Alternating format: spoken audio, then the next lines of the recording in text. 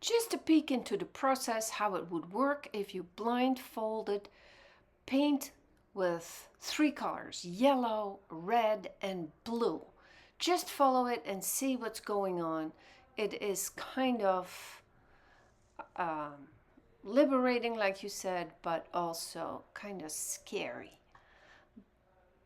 Grab the biggest piece of canvas you have and do it.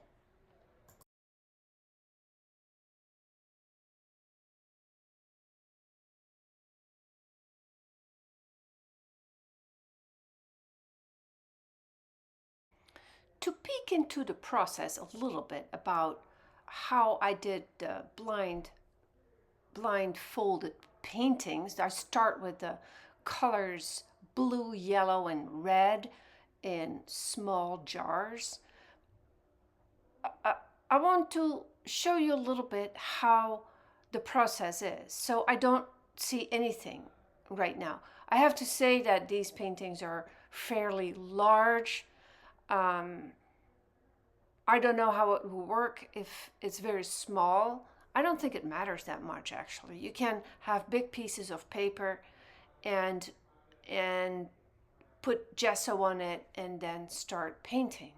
The idea is that you really don't know what you're doing. You just feel it out. In the beginning, I did not know if I was on a small surface or over the whole painting, but eventually you feel the edges, you feel how far it goes. It could be a process of a couple of days because I would leave it and come back a day later.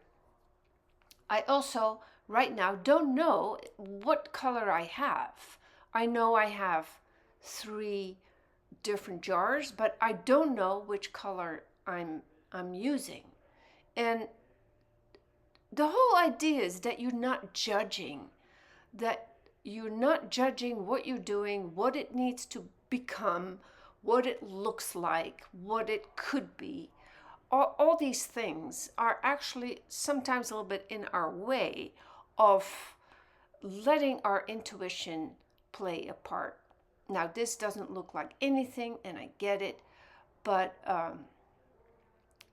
don't be shocked when you're doing the blind painting that it comes to something like this. And modern painters could be proud of this work. It was funny when I showed one to my teacher who taught me this. He said, and I showed it upside down for a reason. I thought, let me see if he sees that, if he noticed that I give it to him upside down.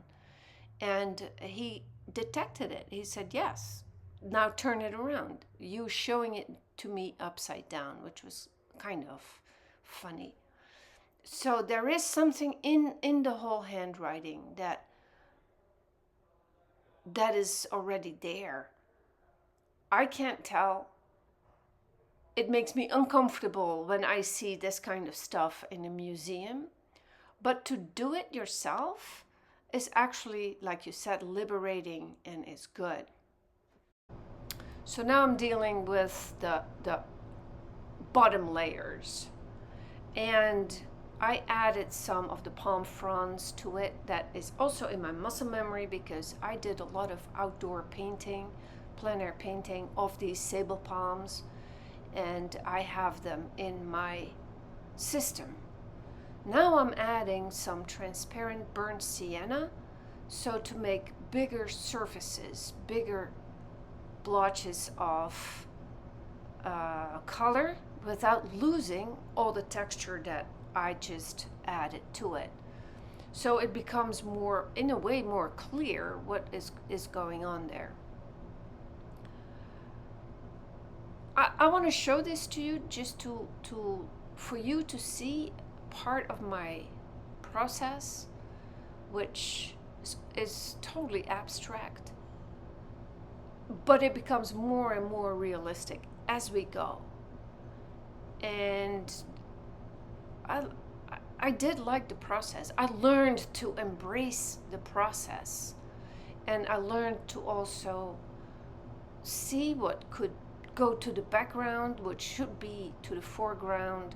But there's a lot of happy accidents now that I could have never had would I not have done some blind painting.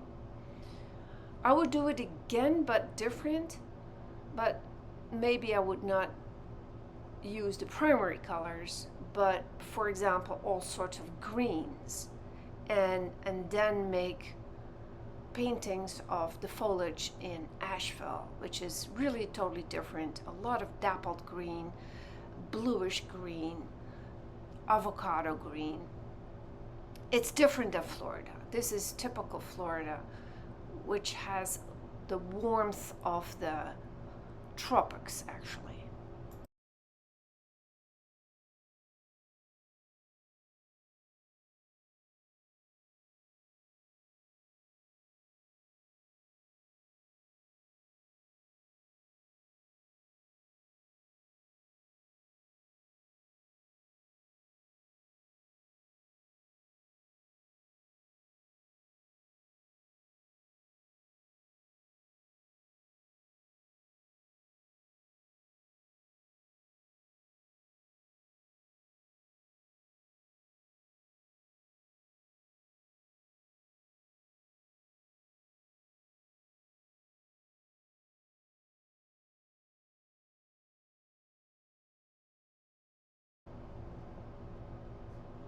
It's an experience. The whole painting has become an experience. And it this is an old painting, but it's never really finished. When I grabbed it again after maybe 6 years, I started adding even more to it. It's also fairly big, so you can see that there's a lot of um, energy underneath. Like I said, it becomes more and more realistic. I let my fantasy go. I open it up again by adding gesso. This is all acrylic paint. So I can work it pretty fast, but also just get rid of many of the strokes and make big parts white again. I hope you can do this too one day, maybe not now, but just feel how it might work for you. I will shut up, and you will see in the end that after like 5 or 6 years having it rolled up under my bed, I started adding the final touch, which is now in my studio and is called concealed beauty because of all the layers that are underneath there.